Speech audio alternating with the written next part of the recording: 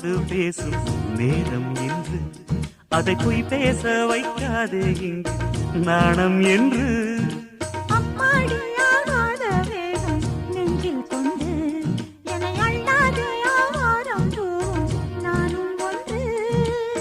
கண் வைத்த பின்னாலே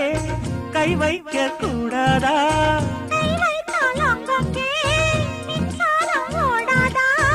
என்னென்னால் என்ன அவள் கொண்ட போது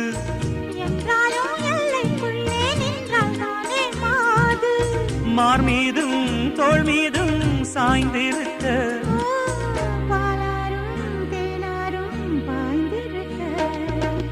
உன்னை வனத்து குயிலே நீ என்னை நினைத்து இசை பாடு.